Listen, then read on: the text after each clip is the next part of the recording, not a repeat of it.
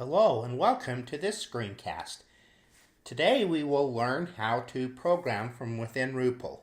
So the first thing that we need to do obviously is get RURPLE going. So we'll click on RURPLE, get it going. We will make it full screen so that we can see it. We will go to the Code and Learn section of RURPLE, and we need to recall the world that we created in the last video. So if you haven't seen the last screencast, you need to create the world in that screencast. We have saved that world and called it World 1. So to bring it back, I'm going to open my existing world. It was called World 1. So I'm going to come over here to World 1 and open it. Notice how it has created my world here. So the next step is we really don't want this little to move the RURPLE robot manually. What we want to do is teach the computer how to do it. So in order to get the computer tell the computer how to do it, he first takes a step here. He turns up, goes up a couple, turns this way, goes over one, goes down. That way, that's how we can tell him how to do it. Now, creating a computer program is a lot like creating a recipe. A computer just takes a series of instructions and executes them faithfully, one right after the other. So over here in this section, this is where we create a computer program. First thing we need to learn with RURPLE is how to create a comment. A comment is a text thing that we create for the computer program. The computer programmer. The computer program doesn't actually pay any attention. So what we will do here is we will say this is hurdles, and it was written by Bob Nilsson. So that program step there basically tells us what this file is. The first thing that we should realize is, as with writing themes, we really don't want to create one long run-on sentence.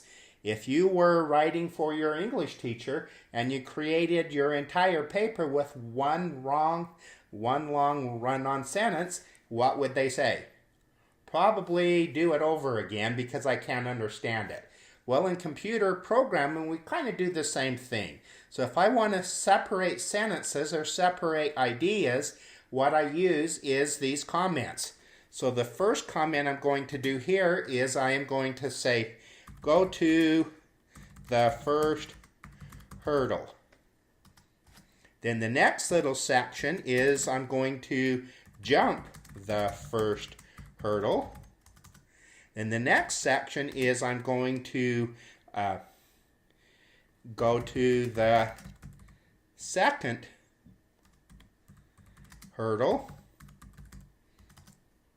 And then I'm going to jump the second hurdle. And then I'm going to go to the third hurdle. Then I'm going to jump the third hurdle. Then I'm going to shut down. Now notice how all of those are comments. That means that the computer actually pays no attention to any of those. Notice how there is a blank line in between. The blank line signifies a thought process is changing. It's a new sentence. So if I want to know what commands RURPLE understands, I can click on this little Read and Learn section and go to Summary of Instructions. So the first thing that I need to do is turn off, well, first of all, let's go here, and I want to go to the first hurdle. So how would I go to the first hurdle? I would move. So notice how this is a sentence. I'm moving to this position here. He's facing the right direction and everything. So that's all we need to do. Every computer program needs to know when to stop, otherwise it tries to run forever. In RURPLE's case, if I just ran it at this point, it would tell me that I forgot to turn it off. So if I want to run this program, I will click on this little run thing right here, and it will move the robot over here and then say, whoops, you forgot to turn me off. So I better turn him off. So let's reset the world. That puts me back where I started. And in order to stop that that you forgot to turn me off, I need to shut the RURPLE, the robot, down, and that is turn off. So right here, I am going to say turn _ off. If I just made a mistake, a typing mistake, and said turn off, when I ran it, it's going to say turn off isn't defined. I don't know how to turn off. That means it's not a command that the robot understands. What is the command? It is turn _ off. That way when I run it, it now moves up to the first thing and shuts off. And it is done. Okay, the next thing that we're going to do is we're going to move on to the next sentence. How do we jump the first hurdle? We call this in computer programming stepwise refinement. Notice how I did one little section, got it working, moved on to the next little section, got it working, moved on to the next section, get it working.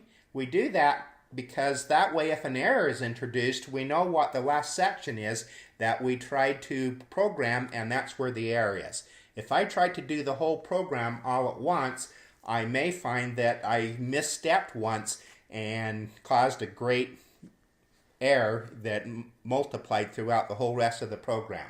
So at this point, we'll just do one little step at a time. We've gone to the first hurdle. We've shut the thing off so that it doesn't complain. Now what we need to do is we need to figure out how to jump the first hurdle. So at this point, we need to turn the robot to his left. So we can say turn left.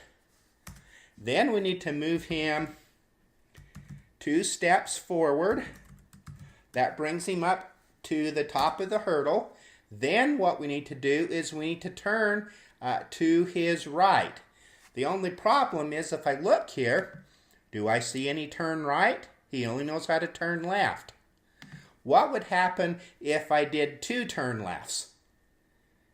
If I did 2 turn lefts, he would turn around and face where he came from. And if I did 3 turn lefts, what would happen? Let's try that. Let's do turn left 3 times.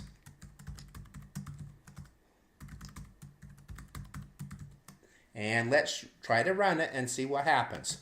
So at this point, whoops, we have a problem in that I forgot to reset before I restarted it.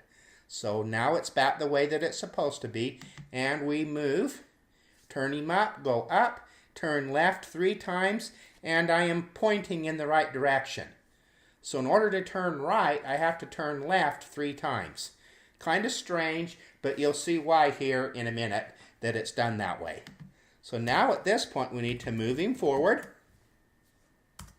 And then we need to, now that we have him over here in this position and facing that way, if I turn him to the left, then he will be facing down, right? So let's go turn left and see what happens. I'm going to reset, and then I'm going to run to see how it happens.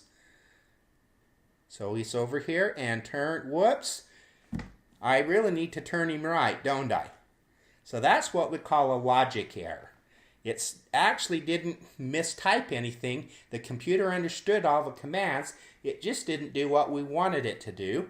So we will correct that just by turning left 2 more times.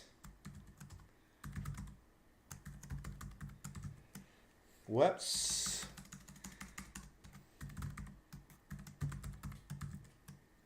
And then I need to go down 2 times. And notice how I've misspelled move. Alright, so let's reset and try that and see if that's going to work. So I've got him going up, over the first hurdle, down, and down 2 sections there, and perfect. And at that point, do I need him to turn to the right or to the left? So he is facing down, and we need him to turn to the left. So let's have him turn to the left here.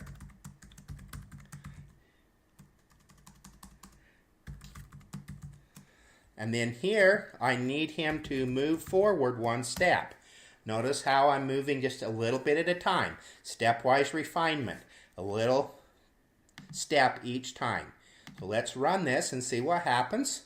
He's going up and over and down. And perfect. Now what I need to do is we need to teach him to jump the second hurdle. So jumping the second hurdle is going to be a lot like jumping the first hurdle, isn't it?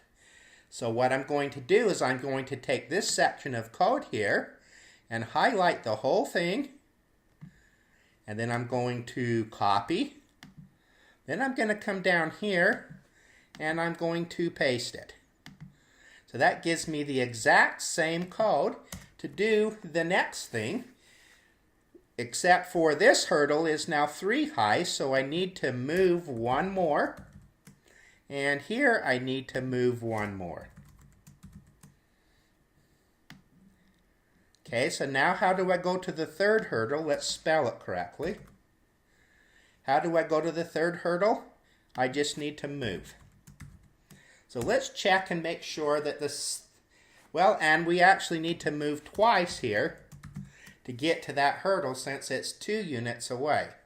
Nope, it's just 1 away, so it's just move.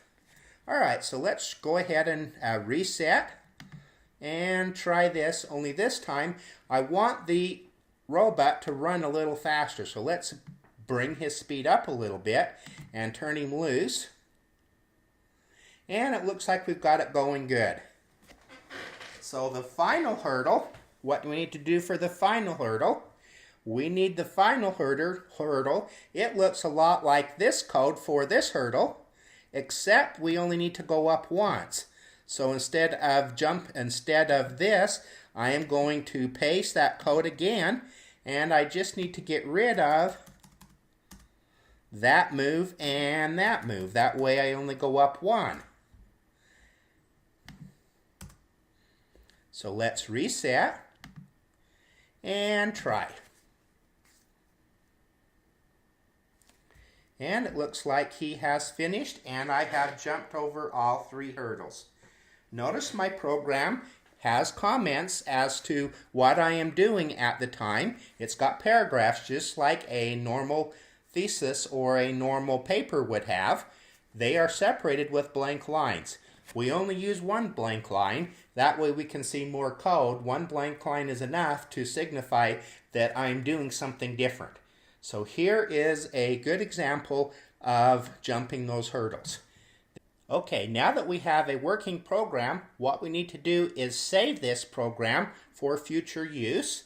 So I'm going to come over here. Remember, these sections here are for the world. It controls how this screen here looks. These ones over here are for the program, and it saves what you've typed here in this programming section. So I'm going to save my robot program by clicking on this little thing, on this little icon, and I'm going to call this hurdles 1. Notice it's an RUR file. An RUR file is a RURPLE program file, so you need to make sure that you are saving it in the right spot. Don't try to save a program file over the top of a world file. A lot of people will do that, and that destroys the world.